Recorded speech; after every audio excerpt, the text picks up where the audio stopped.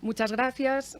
Vamos a dar paso ahora a la siguiente mesa, que es la asistencia personal y su desarrollo en la Ley 39/2006 de promoción de autonomía personal y atención a las personas en situación de dependencia en las comunidades autónomas. En este caso, desde COCENFE queremos, en este caso y en todas las mesas, queremos agradecer la presencia de todas las personas que van a componer esta mesa, porque desde el primer momento que les hemos invitado, pues han accedido a venir, como ya digo, desde el primer momento, han mostrado total disponibilidad para estar con nosotros y explicarnos qué es lo que se está haciendo en las diferentes comunidades autónomas. Contamos, además, con el privilegio también de contar para moderar esta mesa con Miguel Ángel Valero Duboy, director del Centro de Referencia Estatal de Autonomía Personal y Ayudas Técnicas, CEAPAT, que nos va a presentar a todos los componentes de esta mesa y va a moderar en esta jornada. Así que cuando queráis, adelante. Muchas gracias.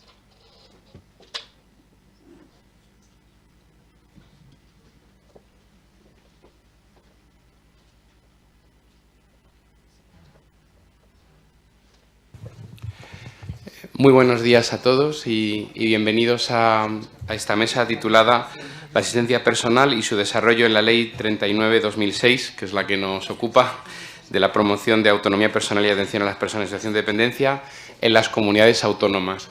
Mi nombre es Miguel Ángel Valero, soy el director del Centro de Referencia Estatal de Autonomía Personal y Ayudas Técnicas, el CEAPAT, del IMSERSO, que llevamos trabajando 28 años por la autonomía personal a través de la tecnología accesible, el diseño para todos, etcétera.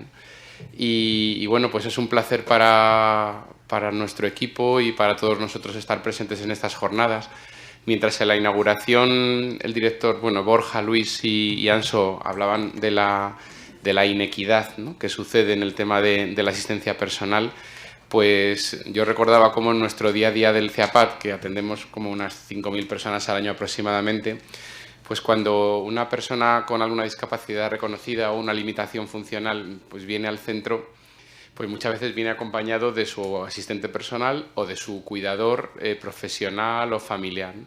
Y el rol en la promoción de la autonomía personal y de la vida independiente de este equipo, de este tándem, es siempre muy importante, porque nuestro trabajo empieza por ver por las capacidades de cada persona y las necesidades específicas en atención a actividades cualquiera de la vida diaria, ¿no?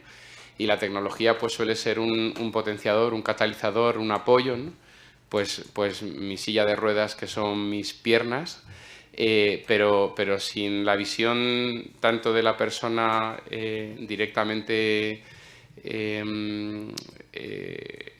con la expectativa de una tecnología de apoyo y sin muchas veces la realimentación del asistente personal, pues la solución que das no es la más efectiva, ¿no? Entonces, precisamente lo que comentaba el ponente en la inauguración, en ese ejercicio de satisfacer derechos de autonomía personal, de autogobierno, pues el asistente es fundamental y para nosotros su formación también es determinante, ¿no? Y entonces, pues quería un poco introducir también esta cuestión porque tengo el placer de poder moderar esta mesa redonda en la cual pues tenemos como un triángulo geográfico, ¿no?, en Galicia, Navarra, Andalucía, con personas muy implicadas y con mucho conocimiento. Y este debate del desarrollo desigual o de la inequidad o también de la coste-efectividad de las medidas tomadas en el apoyo a la atención y al asistente personal, pues lo vamos a poder escuchar de palabra de tres ponentes muy valiosos en la mesa. Empezando a mi izquierda, tengo el programa en letra pequeña, así que también uno necesita aquí el tema del tamaño. Empezando a mi izquierda, tengo a Inés Francés, es la directora gerente del Servicio de la Agencia Navarra para Autonomía y Desarrollo de las Personas, ANADAP, del Gobierno de Navarra, con quien trabajamos recientemente a través de la red, por cierto, de información sobre productos de apoyo con personas de tu equipo. Tengo a mi derecha a Gonzalo Rivas, director general de Personas con Discapacidad de la Junta de Andalucía, siempre pendiente y cercano, por ejemplo, en el centro que tenemos en San Fernando, en Cádiz, donde nos hemos visto en muchos actos apoyando estos temas. Y en la derecha también a Jorge Rubén Sanpedro Grande, subdirector general de Dependencia y Valoración de Discapacidad de la Junta de Galicia. Vamos a tener las tres ponencias, si acaso con una pequeña pregunta detrás de cada una, y luego abrimos la mesa redonda. Y le doy la palabra a Jorge Rubén. Muchas gracias.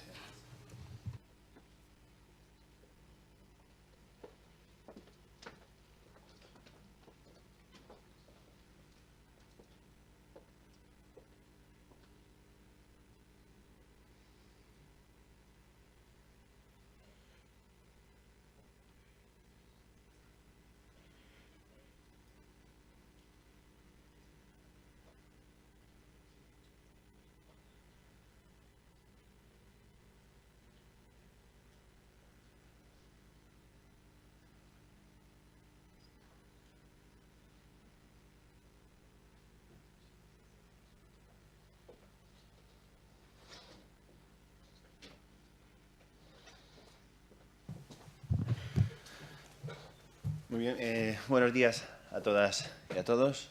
En primer lugar, felicitar a COCENFE por la celebración de esta tan interesante, necesaria y oportuna jornada. Y, como no, agradecer que se nos invite a la misma para poder trasladar un poco la experiencia que se ha desarrollado en Galicia a lo largo de estos años. Es cierto que todavía queda mucho por hacer, que las prestaciones actualmente son insuficientes, pero también es síntoma de que en esta jornada haya un marcado carácter, permitidme tirar por la tierra de Galicia. Estamos presentes en varias mesas y eso puede significar que alguna cosa se ha encauzado por el buen camino. Sobran palabras cuando se escucha un poco el relato de Pablo y un poco nos debería sonrojar a la Administración en no saber o no poder dar respuesta a las necesidades tan básicas que se plantean. Se tienen debates sobre lo que debería ser, lo que no debería ser, los requisitos de formación, qué requisitos, cuáles sí, cuáles no, cuando lo ha definido perfectamente en una exposición de 30 minutos, lo podemos reducir a 15, lo que es la asistencia personal y cuál es el objeto.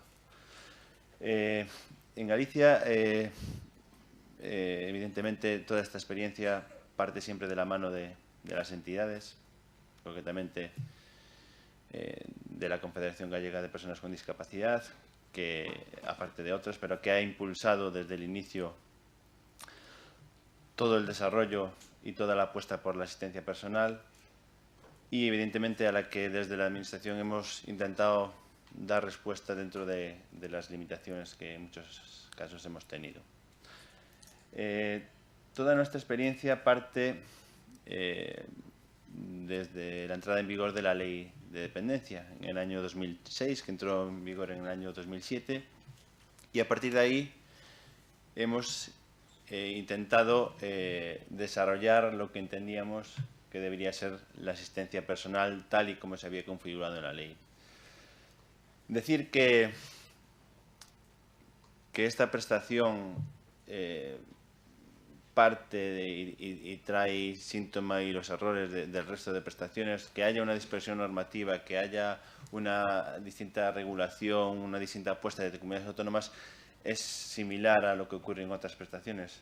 Si cabe, todavía más acentuado en la asistencia personal, porque es, a mi entender, la verdadera innovación de la ley, la creación de una nueva prestación que hasta ese momento no estaba reconocida dentro del catálogo, porque si cabe hasta ese momento sí que dentro de los sistemas de servicios sociales autonómicos sí que había un catálogo de servicios residenciales, atención diurna, de ayuda a domicilio, distintas prestaciones económicas, pero sí que es verdad que la ley introduce una nueva figura y, en consecuencia, la falta de concreción de la misma pues trae que las comunidades autónomas intentaran desarrollar, a su entender, o dentro de sus posibilidades, toda la regulación propia. La ley configura la asistencia personal como una prestación económica con un objetivo fundamental, que es la de procurar garantizar una vida lo más independientemente posible. Es verdad que en relación al ámbito laboral o educativo, pero no solo se centra en estos ámbitos y sería para desarrollar la promoción de la autonomía personal en las distintas facetas de las actividades básicas de la vida diaria. Eso es el objetivo principal de la ley, pero después la concreción de los requisitos concretos de esa prestación pues limitó mucho su viabilidad. Para que os hagáis una idea, en principio la ley limita el acceso a esta prestación para los grados 3, para las personas en gran dependencia, y aprueba unas fórmulas de cálculo y unas cuantías económicas. Si no recuerdo mal, para un grado 3, 2, pues la cuantía económica que se había aprobado estaba en torno a los 700 y pico euros, y para un grado 3.1 un poco menos. Pero con unas reglas de cálculo que implicaban que en esas cuantías habría que descontar los complementos de las prestaciones de análogas naturaleza. Imaginaos una persona que estuviese recibiendo un complemento de gran invalidez o una ayuda de tercera persona, habría que descontarlo. En resumidas cuentas, las cuantías resultantes en muchos casos eran cuantías ínfimas que no posibilitaban que las personas accediesen realmente a esa prestación de asistencia personal. Por ello, en Galicia, desde el inicio, en vista de que esta prestación, tal y como estaban configuradas las reglas de cálculo, no era viable, alguien con 200 o 150 euros no es posible que adquiera un servicio de asistencia personal, pues en el año 2009 inicia un proyecto piloto, precisamente con Kogami, para desarrollar esta asistencia personal. Un proyecto piloto con 40 usuarios, una estimación de 1.300 euros por usuario y mes, para un poco iniciar el camino y ver la experiencia resultante de ese proyecto piloto para encaminar las futuras acciones de la Administración en cuanto a regulación normativa y en cuanto a concreción de la prestación. Es cierto que es una experiencia piloto donde se articuló a través de un convenio y, como todo convenio, pues está sujeto un poco a las disponibilidades presupuestarias de la Administración en cada momento y un poco también sujeto a las voluntades políticas. Por tanto, pasado ya la fase de la experiencia piloto, considerábamos imprescindible garantizar ese derecho subjetivo incorporando toda esta regulación en una normativa autonómica que garantizase el derecho de las personas al acceso a la prestación de asistente personal. Por tanto, el siguiente paso se articula a través de un decreto autonómico en el año 2010 que lo que hace es incorporar, no es cierto que no en el articulado, sino en unas disposiciones transitorias, articular dos cuestiones que marcaron la configuración de la asistencia personal en Galicia. Por un lado, se amplía ya en aquel momento la prestación a los grado 2. En Galicia amplía la prestación de asistencia personal al grado 2 en el año 2010. Y por otro lado, establece la posibilidad de un complemento autonómico que configura una prestación económica en aquel momento que podría alcanzar los 1.300 euros mes. Es cierto que no se vincula y no se concede en horas, sino una cuantía económica, pero estaríamos rondando un poco las 120 horas mensuales. Es cierto que son en muchos casos insuficientes, que para desarrollar una vida independiente plena sería necesario un apoyo, en algunos casos, muy superior, pero en aquel momento, ya digo, se consiguió articular en la normativa autonómica esas dos cuestiones. Por un lado, regular el derecho de las personas a acceder a esas cuantías y que la persona usuaria pudiese tener una resolución administrativa donde se le reconoce el derecho subjetivo a esa prestación. El siguiente avance normativo se traduce en el año 2012 en una orden autonómica de desarrollo del decreto del año 2010, donde lo que se hace es un poco trasladar aquella regulación que en su momento se había dispuesto en una disposición transitoria al articulado de la norma y se consigue avanzar un poco introduciendo lo que sería un complemento adicional. Un complemento adicional que lo que se posibilita es una mayor cuantía económica, hasta los 1.495 euros mes, cuando se justifican horas de especial dedicación, como pueden ser en fines de semana, nocturnos o en periodos vacacionales. Entonces, actualmente, ya digo, en Galicia las cuantías económicas para grados 3 y grados 2 de personas en situación de dependencia podría alcanzar los 1.495 euros. ¿Qué se hace para un poco avanzar o dejar de lado la propia instrumentación o regulación de cálculo de las prestaciones económicas tal y como se configura a nivel estatal? Pues lo que se hace es, bueno, hay distintas fases de cálculo. En primer lugar, se calculan las prestaciones como está articulado a nivel autonómico, a nivel estatal, y a partir de ahí se complementa hasta los 1.300 o 1.495 euros en función de la capacidad económica personal de la persona en situación de dependencia. Aquí también, teniendo en cuenta un poco que la idea era intentar proporcionar esos recursos para que la persona consiguiese la contratación de asistente personal que le permitiese una vida más autónoma, lo que se hizo fue intentar avanzar en que posibilitar que el 100%, aunque no lo es así en todos los casos, el 100% de las personas pudiesen acceder a ese nivel adicional de la comunidad autónoma. ¿Y qué se hace? Pues evidentemente las reglas del cálculo de capacidad económica, que son las reglas que se tienen en cuenta para determinar cuál es el complemento, si en el 100%, en el 90%, en el 80%, en el 70%, pues lo que se hace es que se aparta un poco las reglas de la norma general del sistema, en el sentido de que se minora, una vez calculada la capacidad económica de la persona, se minora en una cuantía que es en torno a los 600 y pico euros como gastos asociados a su discapacidad. ¿Qué haces esto? Pues lo que consigues es que la capacidad económica de la persona se minora, vinculada a esos gastos asociados que tienes, para posibilitar que en el mayor número de casos se pueda acceder a esa cuantía económica de forma plena. Actualmente, ya digo,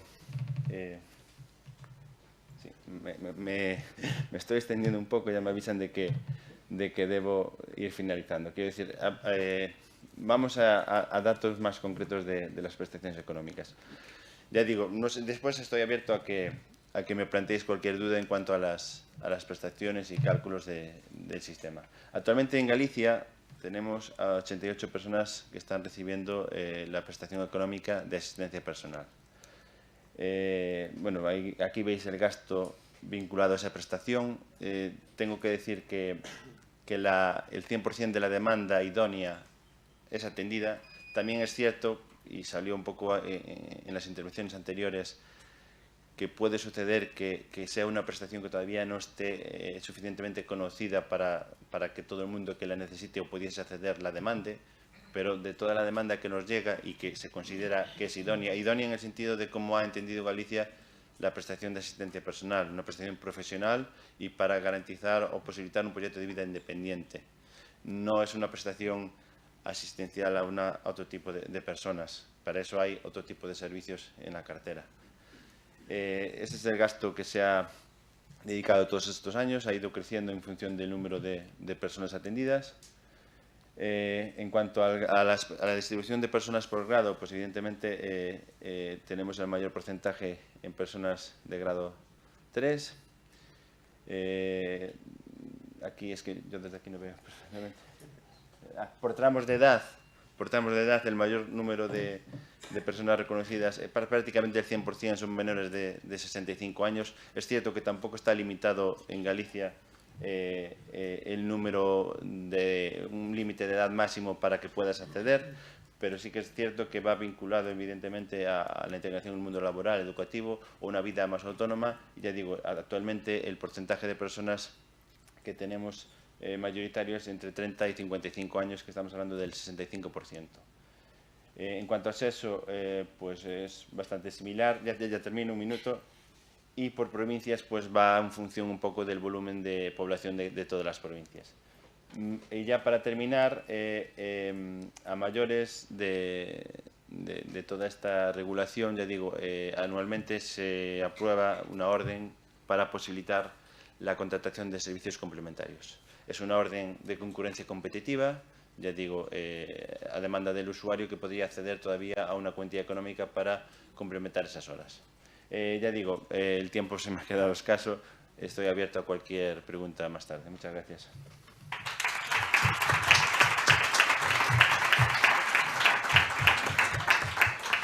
Muchas gracias, Jorge Rubén. Luego seguro que tendremos algún huequito para poder debatir en la mesa, o si no, después en el café.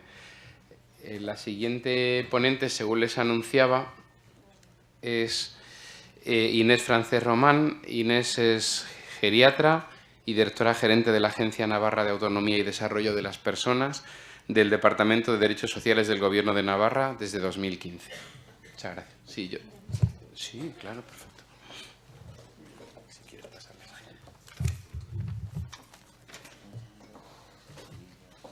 Buenos días a todos y a todas, y en primer lugar, como no, agradecer a COCENFE su invitación y a presentar humildemente lo que en estos momentos tiene Navarra desarrollado en cuanto a asistente personal, siendo conscientes de que nos queda mucho camino para andar.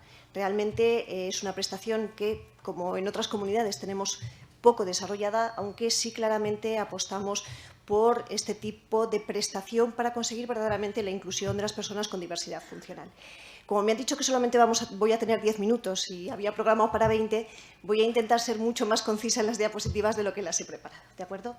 Bien, para empezar quería presentaros un poco los datos que antes se comentaban, y estos son los datos del SISAD, del Sistema de Información del Sistema de Autonomía y Atención a la Dependencia, a fecha de 31 de marzo, y estas son las prestaciones que se tenían de asistencia personal en toda España, ¿vale?, que representan un 0,56% del total de las prestaciones. En Navarra he traído los datos en número de personas. De las 10.759 prestaciones que tenemos, solamente tenemos 17 con asistencia personal, que representa un 0,15%. Comentar también que de esas 6.025 prestaciones hay que tener en cuenta que más de 4.000 corresponden solamente a Guipúzcoa. Luego, realmente, si contemplamos el resto del panorama del Estado, verdaderamente, bueno, vemos que es una prestación claramente muy poco desarrollada, teniendo en cuenta además que solamente 10 comunidades autónomas tienen desarrollada la prestación de asistencia personal. Luego, el camino que nos queda por andar es importante. En cuanto a la normativa que se desarrolló a nivel de la Comunidad Foral de Navarra, comentaros que en el 2008 sí que aparece la prestación de asistencia personal en la cartera de servicios sociales de ámbito general. Ahí se establecieron las cuantías en ese momento para personas con un nivel de dependencia, de gran dependencia, y sí que en el año 2013 se modifica dicha normativa.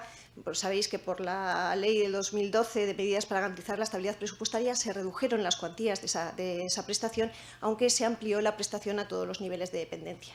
Posteriormente ha habido otras dos modificaciones, una el 27 de julio de 2015, en el que de nuevo se volvían a aumentar las cuantías de la prestación a los niveles previos de 2008, y en el 2016, el pasado año, en el que aparecía una mejora en cuanto a la compatibilidad, aunque realmente también en Navarra estamos muy limitados en cuanto a la compatibilidad de prestaciones. Este sería el espacio normativo en el que se ha desarrollado esta prestación.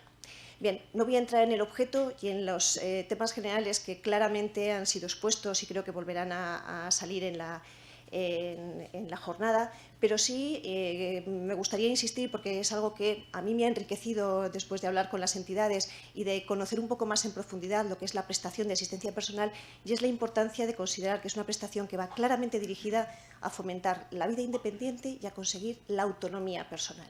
Ese concepto de autonomía, de autogestión y de impulsar la toma de decisiones por la propia persona, que decide qué, cómo y cuándo quiere desarrollar sus actividades. En clara diferencia, y yo creo que este es uno de los temas que de verdad tenemos que determinar bien en las normativas, de otro tipo de prestaciones como pueden ser los cuidadores profesionales, que por otra parte, pues ahondando también y ya puestos a pedir, ¿verdad?, sería una prestación que deberíamos recuperar también, la del cuidador profesional, para otros ámbitos y para otros servicios que creo que siguen siendo necesarios. Bien, voy a pasar un poco por encima de los requisitos de los beneficiarios, porque es verdad que cada una de las comunidades hemos legislado de una forma. Claramente, en Navarra, para ser beneficiario de la prestación, tienes que tener reconocida una situación de dependencia, aunque en estos momentos, luego comentaré, hay algún usuario que no la tiene reconocida y tiene acceso a la prestación por un convenio con COCENFE. El acreditar la residencia efectiva, ser mayor de edad, nosotros no tenemos límite por arriba, pero sí por abajo, tienen que ser personas mayores de edad que puedan ejercer el control y la toma de decisiones, estar desempeñando un trabajo remunerado o participar en cualquier tipo de enseñanza, o bien, y este sí que fue una de las términos que se añadió en una de las últimas regulaciones, el que tengan planificada o desarrollar un plan de vida independiente para realizar una vida más autónoma. Verdaderamente ahí se amplió la visión más restrictiva a la educación o al trabajo que tenía en una primera regulación.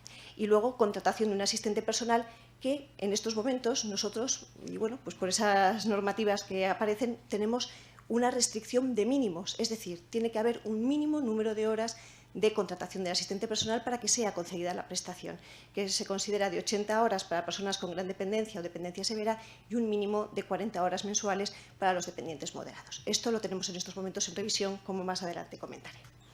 Requisitos del asistente personal: ser mayor de edad, residir legalmente en España y ser persona idónea para prestar los servicios. No tenemos en estos momentos en la normativa ningún otro requisito.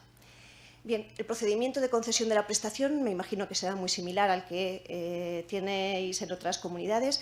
Tiene que haber una propuesta formulada por el Servicio Social de Base con el plan individualizado de atención y eso se produce una resolución administrativa desde el órgano que gestiono, que es la Agencia Navarra de Autonomía y Desarrollo de las Personas, dependiente del Departamento de Derechos Sociales, con un plazo de máximo de concesión de 3 meses desde que hay un reconocimiento de dependencia. Eso sí, las listas de espera no lo permiten, que habitualmente vamos un poco más retrasados, ¿verdad?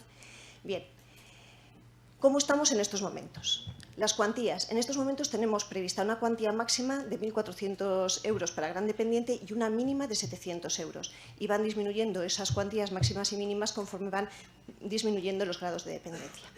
Si es verdad que se concede la cuantía máxima cuando la capacidad económica del usuario, del beneficiario, es inferior al IPREM.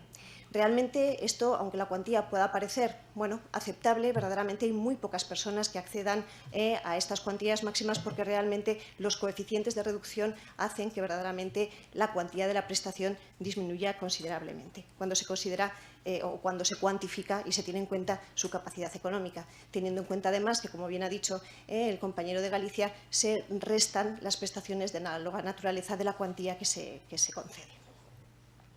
Sí que es una prestación compatible con el servicio telefónico de emergencia y, aunque les parezca extraño, también con la atención residencial. Si quieren, luego lo podemos aclarar.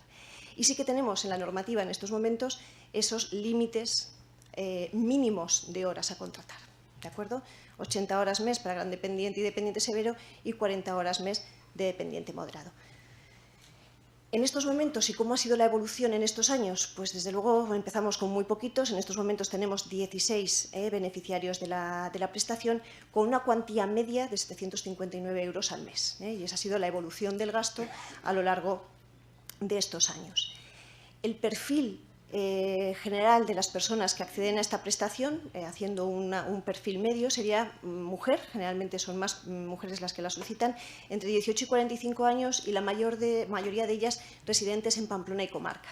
Navarra tiene la mitad de su población concentrada en la capital y en la comarca de alrededor, que son poblaciones de gran tamaño.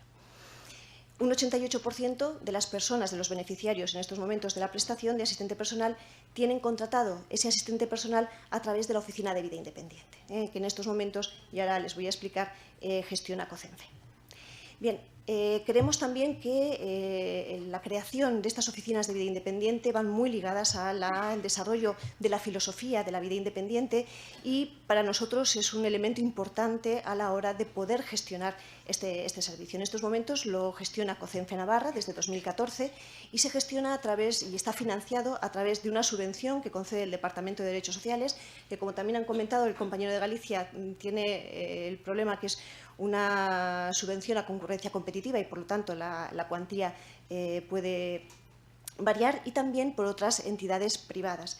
Esto permite que desde la Oficina de Vida Independiente puedan complementar algunas de las cuantías y puedan acceder a la prestación algunas personas que tienen una discapacidad, pero sin embargo no tienen el reconocimiento de dependencia. En estos momentos lo que estamos tramitando es que este servicio de Oficina de Vida Independiente sea a través de un contrato directo, como un contrato de servicio público del Departamento de Derechos Sociales. Y sí que tiene su sede tanto en Pamplona como en Tudela, que es otra de las, o la segunda localidad más grande de la provincia. No me voy a meter en el concepto de Oficina de Vida Independiente porque ya me están diciendo que tenemos el tiempo justo, pero sí señalar dos aspectos básicos en cuanto a, a este recurso, que creo que es muy importante por dos temas. Por el papel que tiene a la hora de sensibilizar, de formar a la población en general y en la promoción de lo que son los programas de vida independiente. Entre uno de los factores que creo que han influido en el poco desarrollo de esta prestación, aparte de lo que es el conocimiento, de lo que es la propia gestión para el beneficiario y para el usuario de lo que es la vida independiente, es también la información que se pueda dar a los profesionales y a la sociedad en general de la importancia y de la riqueza de esta prestación. Y, por lo tanto, creo que la Oficina de Vida Independiente tiene que tener ese papel crucial de formación y de información a nivel social y profesional. Y, por otra parte, también va a tener, o por lo menos en Navarra, tiene claramente un papel de gestión también de lo que es el plan de vida independiente para cada uno de los beneficiarios, de los usuarios de esta prestación, a la vez que se ofrece para gestionar la posible contratación de los asistentes personales. En estos momentos, como ya les he dicho, el 88% gestiona su asistente personal a través de la Oficina de Vida Independiente, que es un intermediario, porque la contratación es a cargo del beneficiario, él elige su asistente personal, pero la Oficina de Vida Independiente facilita el acceso a esas personas que trabajan y gestionan la bolsa de personas de asistencia personal, a la vez que también tiene un papel importante en la formación de estos profesionales. Por último, un tema que creemos también fundamental es el tema del plan individual de vida independiente. Una de mis preguntas cuando accedí a este puesto y empecé a ver en qué consistía la prestación de vida independiente, es decir, ¿quién determina cuántas horas necesita una persona para poder ejercer su vida independiente? En la Oficina de Vida Independiente, en COCENFE Navarra, han diseñado una herramienta para determinar precisamente cuántas horas necesita una persona para desarrollar esa vida que él quiere realizar de vida autónoma. Y en estos momentos este es un instrumento que nosotros solicitamos antes de conceder la prestación. Es decir, la persona que pide la prestación de asistente personal tiene que presentar con el resto de la documentación su plan individual de vida independiente. De esa forma podemos conocer cuáles son las necesidades. De forma muy rápida, es un plan individual que evalúa áreas ocupacionales, tanto de actividades básicas de vida diaria como instrumentales, educación, trabajo, ocio y tiempo libre y participación y actividad social, y valora qué actividades realiza actualmente en cada una de esas áreas, los apoyos humanos, técnicos y económicos que utiliza actualmente para la realización de esas actividades, el tiempo que le cuesta llevar a cabo esas actividades en el momento actual que él solicita la prestación y las actividades que realizaría si tuviera un asistente personal. Con todos estos datos, los profesionales de la Oficina de Vida Independiente cuantifican cuántas horas de prestación va a requerir. Nos parece que puede ser una herramienta interesante y creo que es importante cuantificar verdaderamente las necesidades de los beneficiarios.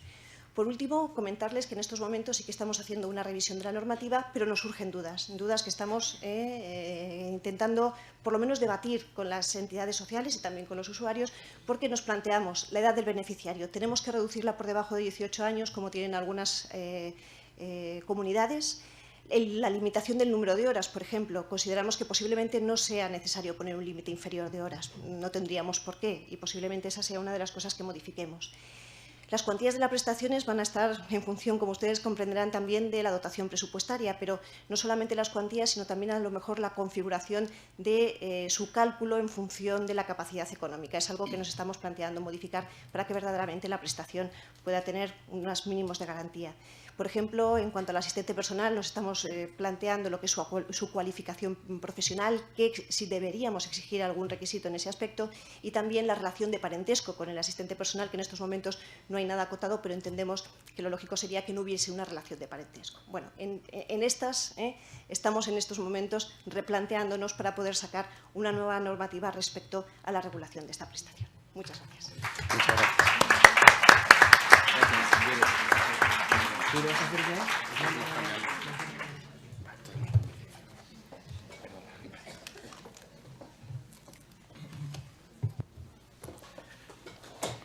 Pues muchas gracias, Inés. Gracias a los ponentes por también ceñiros al tiempo, porque no es culpa nuestra que empezó la mesa 15 minutos después, pero intentamos también un poco ajustarnos y que haya tiempo de debate.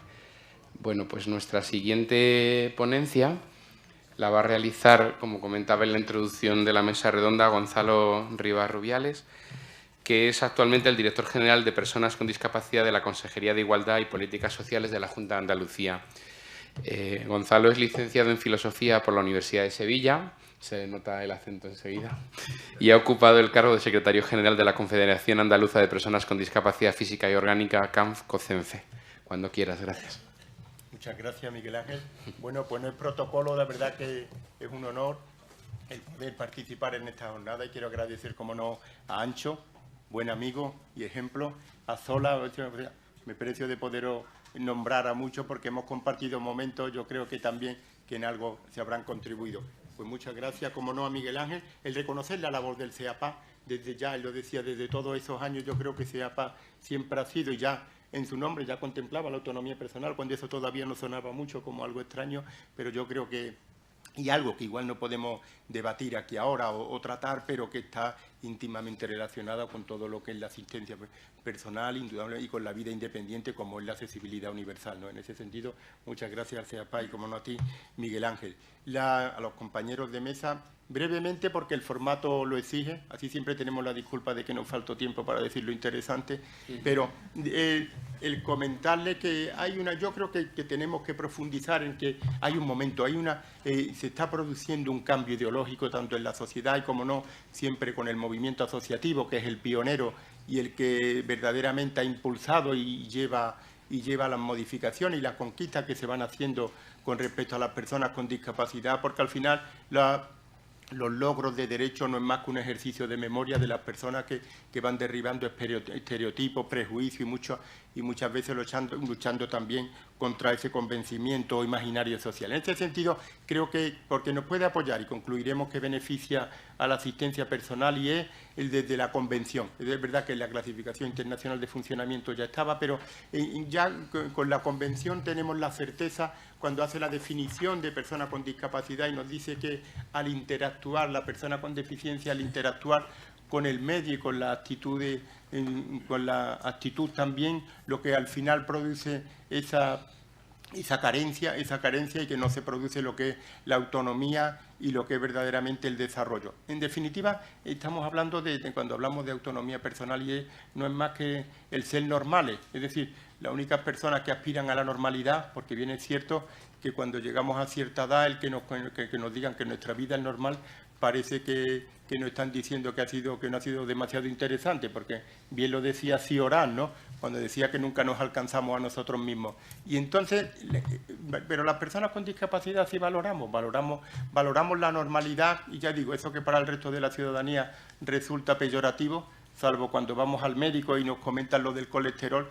Yo creo que el único momento cuando nos alegra que nos digan que somos normales, pero en realidad la persona con discapacidad no tiene otra aspiración, cuál es la conquista de lo cotidiano, es decir, lo que los demás realizan de manera mecánica y cotidiana, bueno, pues nosotros, digo, entonces en ese sentido yo creo que eso nos beneficia, el que entendamos que la merma, que la carencia, que la tara, si me lo permiten, se encuentra en el medio, obliga a los poderes públicos y se asume de que el no brindar, de que la discapacidad no es más que una si me lo permiten, una latitud en la que a veces te tiene que defender de agentes externos y entonces se trata de que verdaderamente desde las administraciones seamos capaces de garantizar dos cuestiones básicas como son los apoyos individualizados y la accesibilidad universal. A partir de ahí ya lo que nos queda es la capacidad propia de cada persona. Entonces, iremos en cuando la Convención nos dice en el artículo 19 el derecho a vivir de forma independiente, yo creo que eso nos obliga, no es un flatus vocis, como decían los del medievo, sino que por el contrario nos está obligando a modificar, a tener que esa normativa cuente con ese derecho reflejado. De hecho, en Andalucía ahora tenemos una ley en el Parlamento ya que está ahora en el periodo de estudio y análisis de las enmiendas aportadas por los agentes y el movimiento asociativo, y en el que se ha incluido indudablemente toda lo que es la adaptación a la Convención, pero en que se incluye específicamente también un articulado en el que trata y en el que desarrolla todo lo que es la cuestión de la asistencia personal.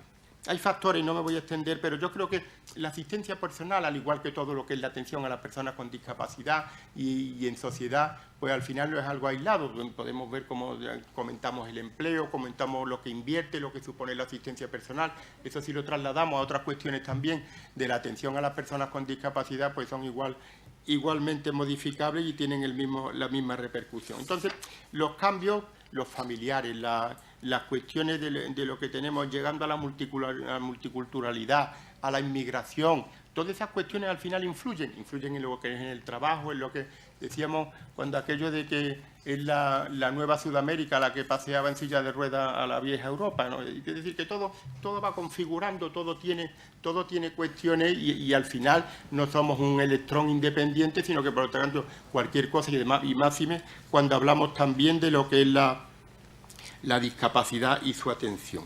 Entonces, iba a resaltar lo de accesibilidad, pero yo creo que ya con eso nos queda. Es importantísimo que, insisto en esta idea, que veamos que la prueba, que la culpa recae en el medio, que recae en la media, en la no prestación de servicio, porque eso verdaderamente, insisto, nos obliga, ¿no?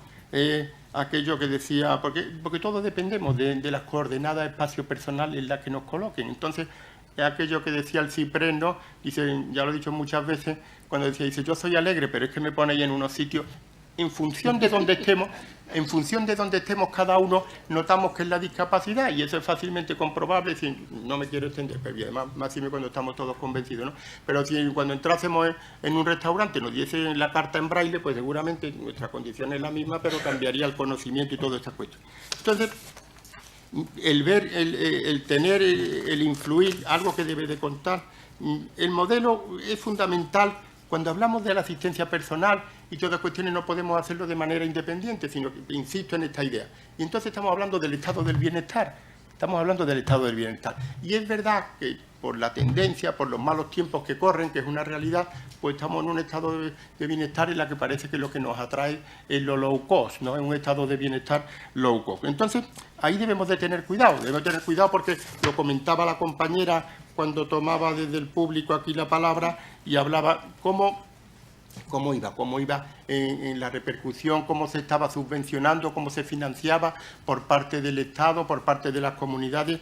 Es una realidad que ahora que se cumplen 10 años de la ley, lo que en un principio se abordó y se asumió el compromiso de un 50% por una parte del Estado y por otra de las comunidades, en realidad ahora están en un 78% por parte de las comunidades y el 22% por parte del Estado. Y en Andalucía, a pesar de que, y son datos que están reflejados en la página del Ministerio, es verdad que está en lo que es a la cabeza, en lo que es la aplicación y las prestaciones de servicios de la ley de la dependencia, ¿verdad? Porque contamos con 184.000 prestaciones personales, 234.000 con prestaciones incluyéndolas a todas, y es verdad que cuando el tanto por ciento estamos por un 5% más de lo que nos corresponde al índice poblacional. Pero también es una cuestión que tampoco en Andalucía, sabiendo como bien explicaba la compañera, salvo el País Vasco, Galicia también es referente, pero en Andalucía contábamos con 9 prestaciones.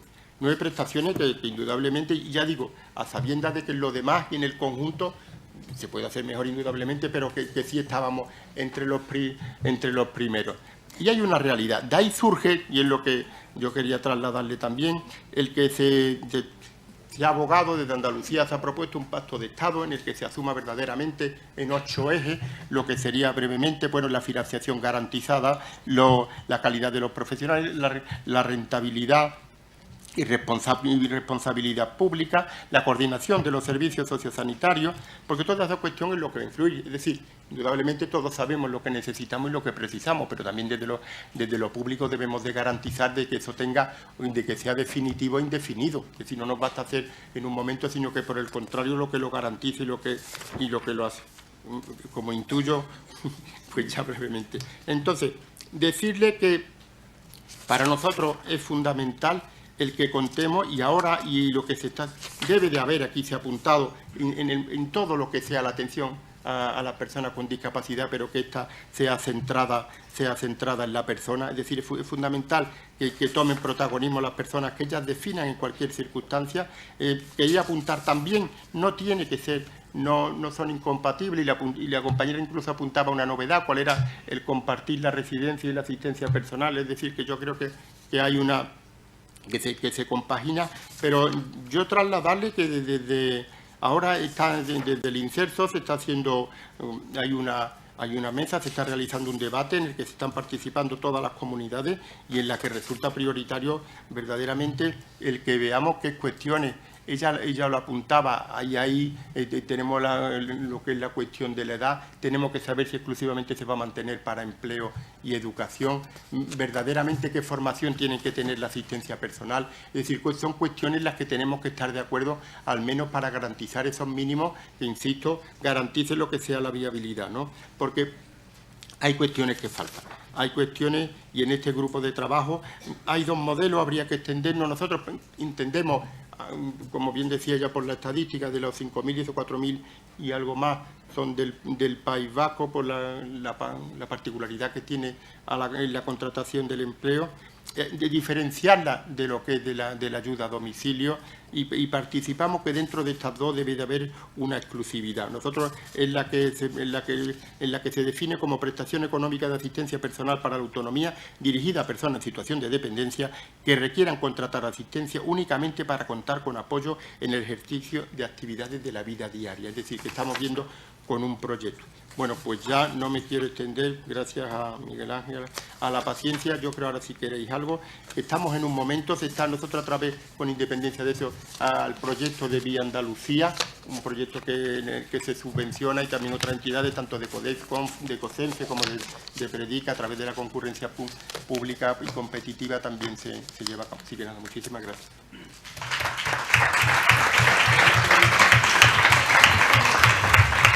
Pues muchísimas gracias a los 3. La verdad es que llegamos a 1:30 y por lo menos un poco de tiempo para el debate, porque yo no quiero que nadie se quede con la sensación de lengua afuera, ¿no? Entonces, por lo menos que cada ponente pueda tener tiempo para responder alguna de las preguntas de la audiencia y después ya concluimos. Veo por ahí alguna mano levantada. Pues, por favor, ahí al fondo. Bueno, ahí tenemos un micrófono. Sí, adelante, por favor. Gracias. Sí, si queréis presentaros, por cierto, también es bienvenido y se conoce vuestra experiencia previa. Buenos días, soy Noelia y intervengo en nombre de Predif, y quiero aprovechar la oportunidad, pues para decir que efectivamente es un momento importante porque se está trabajando de forma intensa en la regulación de la asistencia personal por parte del Inserso, y a través del CERMI estamos participando en las entidades de personas con discapacidad.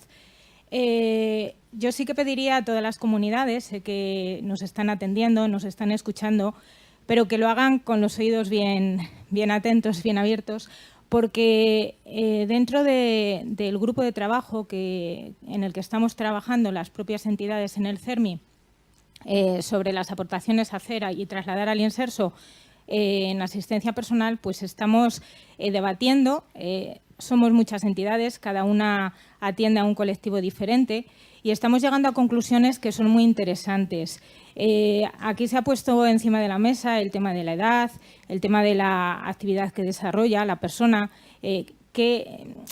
¿cómo valoramos que una persona lleva una vida independiente o lo que hace es encaminar a una vida independiente solo porque trabaje o porque estudie? Yo creo que las personas nos desarrollamos mucho más.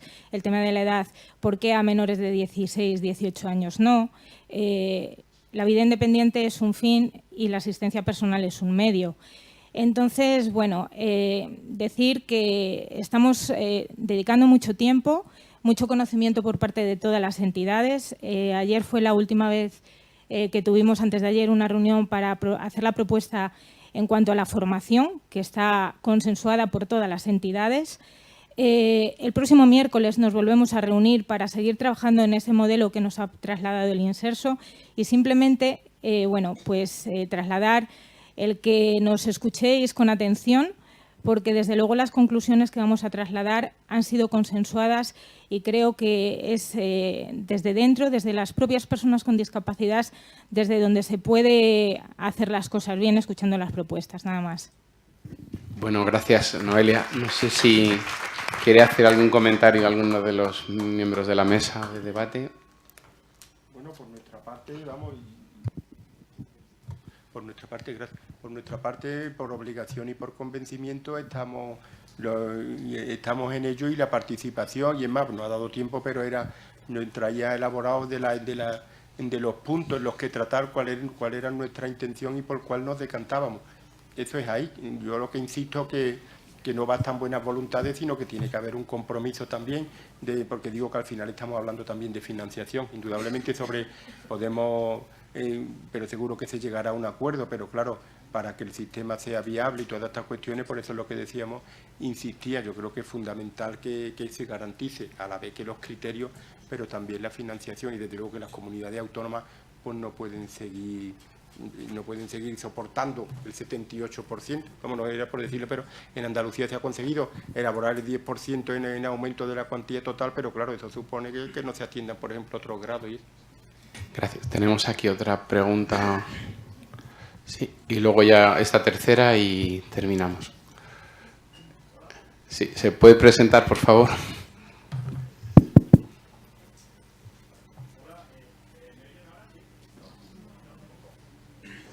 A media.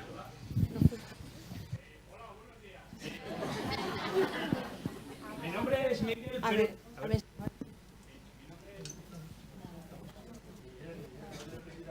Mi nombre es Miguel Perucha y, bueno, vengo de la representación de Crianap.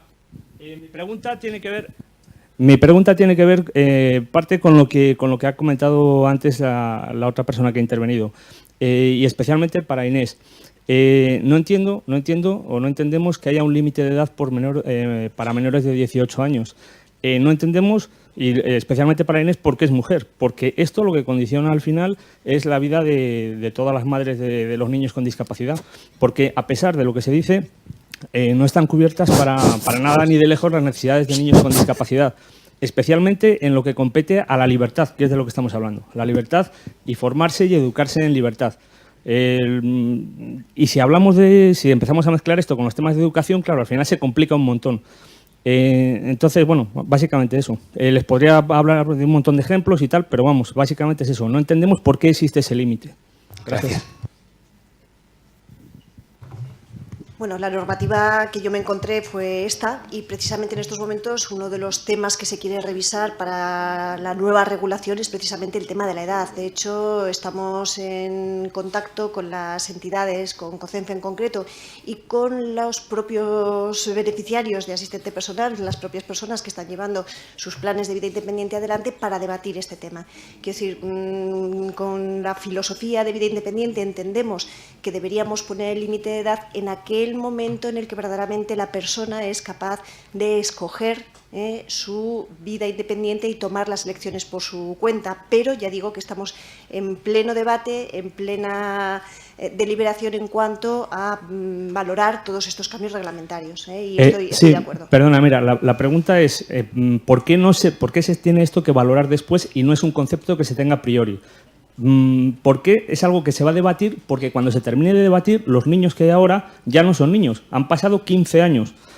¿Por qué es algo que no se ha hecho desde el principio? Básicamente, a ver si me entiendes, es una pregunta un poco retórica, tampoco espero que me dé respuestas, pero es cierto que es un concepto que está absolutamente fuera, y respecto a la capacidad de decidir, ¿qué hacemos, por ejemplo, con los niños con diversidad funcional que tienen limitaciones intelectuales, por ejemplo? Jamás tendrán capacidad disculpa, de... por favor, pero es que tenemos que ir abreviando y yo creo que sí está claro ya lo que has expuesto. Gracias. Bueno, pues entonces una última intervención y ya concluimos la mesa. Disculpa, pero luego si no tenemos un rato más para poder en el café. Gracias. Bueno, pues escúlpame al menos.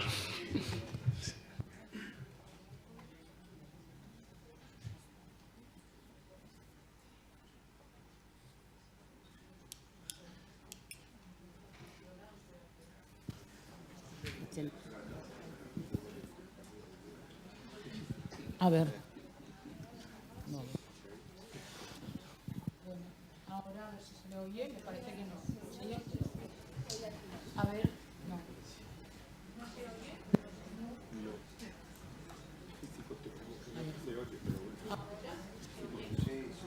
No se oye. Bueno. Soy Carmen Riz de OCENFE Cataluña. No, y luego aquí con las fotos. A ver, ahora sí, perdón. Me preocupaba un poco, a ver, muchas gracias. De que las personas con discapacidad no únicamente no se nos valora con el grado de pobreza económica que tenemos. Porque los baremos que se utilizan para entrar en cualquier servicio tienen en cuenta las ayudas que tenemos o las que tiene la familia, pero no se dan cuenta de la cantidad de gastos que tenemos por el hecho de ser discapacitadas o discapacitados. Entonces, este agravio comparativo es importante que desde la Administración se den cuenta, porque somos el sector más pobre de España. Y entonces es bueno que haya este replanteamiento de alguna manera. No sé si se lo han replanteado. Hay algún estudio sobre esto, pero que en el Ayuntamiento de Barcelona se hizo uno, y que es importante, porque claro, si no, siempre nosotros recibimos mucho menos. Y esto me preocupaba, creía que no se había dicho, y es algo que me gusta decirlo para que los que están aquí me digan si lo han reconsiderado o no. Y hay otra cosita que quería decir, que está muy bien. Muchas gracias, pero contesta Jorge, que tenemos que concluir, disculpe. De acuerdo.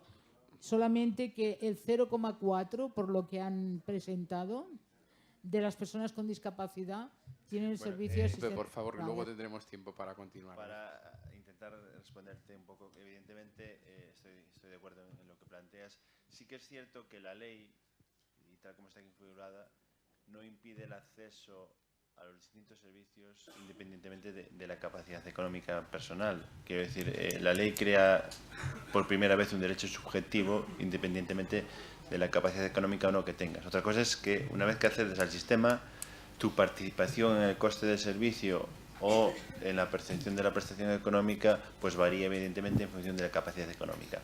Concretamente, que muchas veces en las comunidades autónomas nos excusamos un poco en la regulación estatal, también tenemos competencias propias para desarrollar nuestra normativa y ajustar estas cuestiones que tú planteas.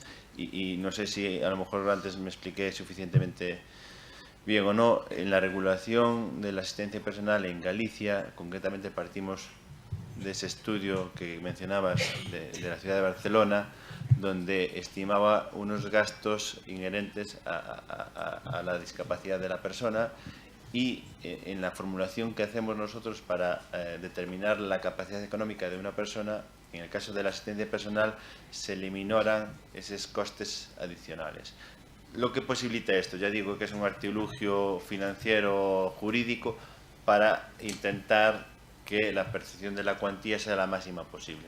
Ya digo, a veces somos especialistas en la administración en complicar lo fácil. Lo fácil sería, pues la cuantía sería esta y punto, independiente. Pero bueno, hay un artilugio financiero, incluso la normativa a veces es harto complicada de entender porque nos obligan un poco a utilizar esas vías para posibilitar el objetivo final, que es mayor cuantía económica y mayor número de horas para posibilitar una vida lo más autónoma posible.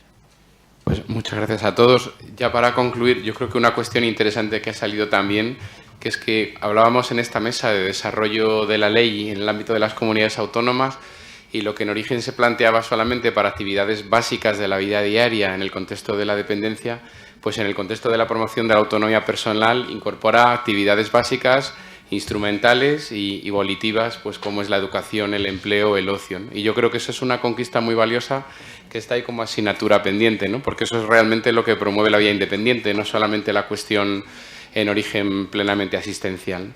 Muchísimas gracias a todos. Ahora tenemos tiempo para continuar este debate en el café. Gracias por su atención, por su paciencia y por su tenencia al tiempo. Y buenos días.